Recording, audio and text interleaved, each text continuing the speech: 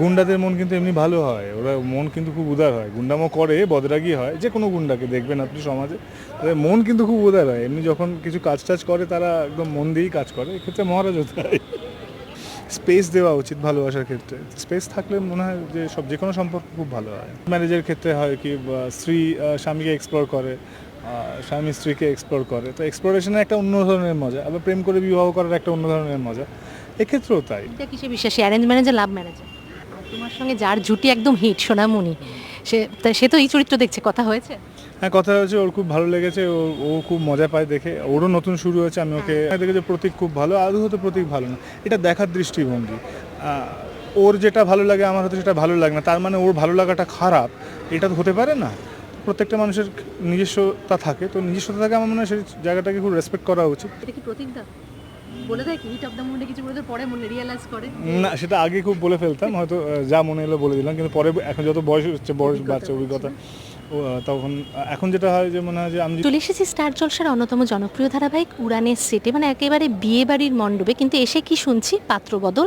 বিয়ে বাড়িতে যে পাত্রের সঙ্গে বিয়ে হওয়ার কথা কোণে, তাকে পছন্দ না, মানে একেবারে ধুন্ধুমার কাণ্ড। কি বলবে আগে বলো মহারাজ, কি বলবে?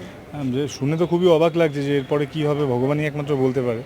তার মধ্যে বাবাকে নিয়ে খুবই চিন্তিত আমি, মহারাজ খুবই চিন্তিত যে বাবা এতগুলো টাকা দিয়েছে দাদাকে, তো এরপরে দাদা যদি বিয়ে টিয়ে না করে চলে যায় তাহলে তো খুবই প্রবলেম, এবং মেয়েটিরও অনেক প্রবলেম, সমাজ মেনে নেয় না অনেক ক্ষেত্রে, তো সেক্ষেত্রে কী হবে আমি নিজেও জানি না এই মুহূর্তে। মানে মহারাজ গুন্ডা হলে কি হবে, মানে মনটা তো ভালো, সে বোঝে এই জিনিসগুলো। গুন্ডাদের মন কিন্তু এমনি ভালো হয়, ওরা মন কিন্তু খুব উদার হয়, গুন্ডামো করে বদরাগী হয়, যে কোনো গুন্ডাকে দেখবেন আপনি সমাজে তাদের মন কিন্তু খুব উদার হয়, এমনি যখন কিছু কাজ টাজ করে তারা একদম মন দিয়েই কাজ করে, এক্ষেত্রে মহারাজও তাই।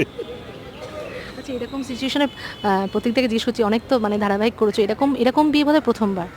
একদমই, এরকম বিয়ে শুধু প্রথমবার নয়, এরকম চরিত্র প্রথমবার প্লে করছে, খুবই ইন্টারেস্টিং ক্যারেক্টার, প্রচুর শেডস আছে, খুব ডিফারেন্ট ওয়েতে আছে, আর কমিক আর সিরিয়াস এই দুটো এত অদ্ভুত একটা মেলবন্ধন, স্ক্রিপ্ট যেখান থেকে হচ্ছে, ওরা যেভাবে স্ক্রিপ্টটাকে তৈরি করছে প্রত্যেক মুহূর্তে, আমার নিজের একজন অভিনেতা হিসেবে খুব ইন্টারেস্ট লাগে, আমি তো পড়ে নিজে আগে হেসে নিই কিছুক্ষণ, তারপর ভাবি আচ্ছা এটা এইভাবে করতে হবে, তো মজা লাগে, খুব মজা লাগে। প্রতিদিনকে মানে এরকম রূপে দর্শক দেখেনি, যেটা একেবারে তোমাকে দেখেছে মানে পুরো একটা মানে শিক্ষিত ভদ্র, মানে সবসময় একটা ডিসিপ্লিন ওয়েতে কাজ করবে, সেই এরকম ইনডিসিপ্লিন ওয়েতে কাজ করছে। একদমই তাই। ভেবে নেওয়া কঠিন।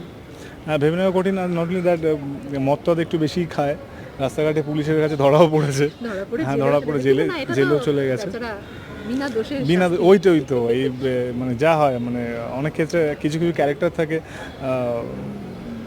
তাকে ছেড়ে মানে তাকেই ধরা হয়, একটা প্রবাদও আছে, সব ইয়েকে ছেড়ে বেড়ে একে ধরা, তো এক্ষেত্রেও তাই, মানে দোষ করে সবাই আর দোষ পড়ে মহারাজের দিকে, কে কি করেছে না ওই করেছে, তো এক্ষেত্রে আমার ক্ষেত্রেও তাই। মানে স্কুলে মানে কলেজে বা স্কুলে এরকম হতো, মানে কিছু হোক না করে মানে হ্যাঁ, ব্যাক বেঞ্চারদের সবসময় ওদের উপরই আঙুল যায়, মানে খুব ন্যাচারাল এটা। স্কুলে কোনোদিন এরকম আমার না না, আমি পড়াশোনা কখনো ভালো ছিলাম না, পড়াশোনা খুব আমি জানিও না খুব একটা বেশি, তো আমি খুব শান্ত ছিলাম, আমার কেউ কখনো কিছু বলতেও না বা কিছু সমস্যা হয়নি কখনো। মা কি বলছে এরকম ছেলেকে এরকম ধরনের প্রথমবার চরিত্রে দেখে, এরকম মদ খাচ্ছে, গুন্ডামি করছে, মানে কোনো কিছু বলে?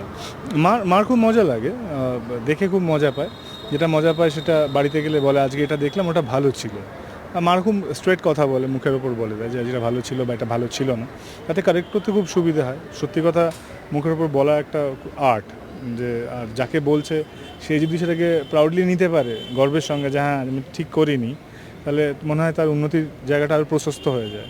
তো আমার ক্ষেত্রে তাই হয়, যেটা ভালো লাগে বুঝি যে আচ্ছা এটা ভালো লেগেছে, তখন মনে হয় যেটা আরও ভালো করলে নিশ্চয়ই আরও ভালো লাগতো, ভালোর কোনো শেষ নেই। একদম একদম। আচ্ছা, প্রতিদিকে যে শুনি মানে ধারাবাহিকে বহুত অনেক বিয়ে হয়ে গেছে, মানে কত নম্বর বিয়ে চলছে এটা? এটা বোধহয় 5 নম্বর বিয়ে। 5 নম্বর। তো প্রতিবারই কি এরকম এক্সাইটমেন্ট থাকে বিয়েতে, না প্রথম বিয়েটার সময়? প্রতিবারই থাকে, তার কারণ প্রত্যেকবার বিভিন্ন ক্যারেক্টারগুলো, পাত্রী চেঞ্জ হয় শুধু নয়, ক্যারেক্টারগুলো চেঞ্জ হয়, তাই ক্যারেক্টারের সাথে পাত্রীও চেঞ্জ হয়, তো সেই জন্যে নতুন ক্যারেক্টার তাকে এক্সপ্লোর করতে হয়, মানে যেটা ওই অ্যারেঞ্জ ম্যারেজের ক্ষেত্রে হয় কি স্ত্রী স্বামীকে এক্সপ্লোর করে, স্বামী স্ত্রীকে এক্সপ্লোর করে, তো এক্সপ্লোরেশনের একটা অন্য ধরনের মজা, আবার প্রেম করে বিবাহ করার একটা অন্য ধরনের মজা।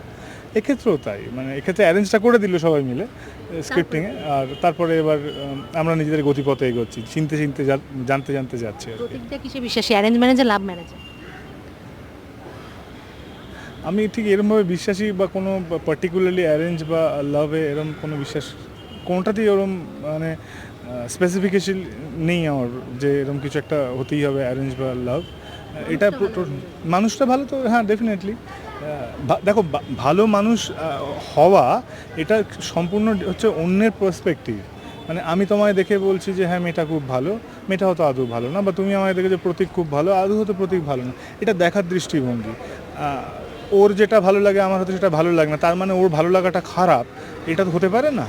প্রত্যেকটা মানুষের নিজস্বতা থাকে, তো নিজস্বতা থাকে আমার মনে হয় সেই জায়গাটাকে খুব রেসপেক্ট করা উচিত, স্পেস দেওয়া উচিত ভালোবাসার ক্ষেত্রে। স্পেস থাকলে মনে হয় যে যে কোনো সম্পর্ক খুব ভালো হয়।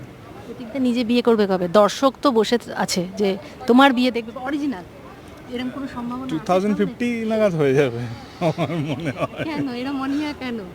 অনীহা ঠিক নয়, মানে সব সিচুয়েশন এক জায়গায় হতে হয় না, তো সিচুয়েশন তো সেরকম তৈরি হলে তবেই একমাত্র হয়। সার্কামস্ট্যান্স, সিচুয়েশন সব কিছু ডিপেন্ড করে অ্যাকচুয়ালি। তোমার সঙ্গে যার জুটি একদম হিট, সোনামণি, সে তো এই চরিত্র দেখছে, কথা হয়েছে? হ্যাঁ কথা হয়েছে, ওর খুব ভালো লেগেছে, ও খুব মজা পায় দেখে। ওরও নতুন শুরু হয়েছে, আমি ওকে শুভ বিবাহ, আমি সেই জন্য ওকে কংগ্রেচুলেশনও জানিয়েছি। খুব খুব ভালো পার্ট হয়েছে, সবে 2টো এপিসোড হয়েছে, আজকে নিয়ে বোধহয় 3 দিন হবে, তো ভীষণ ভীষণ ভালো হয়েছে। আমি সেটাও ওকে জানিয়েছি যে খুব ভালো হয়েছে। মানে দেখা হয়েছে তার মানে? না এমনি দেখা হয়নি, ফোনে বার্তালাপ হয়েছে। একদমই তাই। যাক, শেষ করব, মানে গল্পে তো দারুণ টুইস্ট, মানে নিজের বিয়ে নিয়ে এত মানে তাজ্জব এমনি হয় বিয়েতে, মানে ধারাবাহিকের বিয়ে মানে অনেকদিন চলে, অনেকদিন চলে, তারপরে আবার এরকম টুইস্ট, টুইস্ট টুইস্ট পে টুইস্ট টুইস্ট পে টুইস্ট, ডাবল ক্রসের পর ট্রিপল ক্রস আর কি, মানে ভয়ঙ্কর একটা ব্যাপার। মানে এবার ভালোবাসাটা কবে জমবে সেটাই দেখার। হ্যাঁ সেটাই দেখা, আদৌ ভালোবাসাটা ঠিকভাবে জমে কিনা, না ঝগড়া থেকে যায়, মা কিভাবে রিয়েক্ট করে, বাবা কিভাবে রিয়েক্ট করে, পূজারিনী কিভাবে রিয়েক্ট করে, সর্বোপরি মহারাজ কিভাবে রিয়েক্ট করে।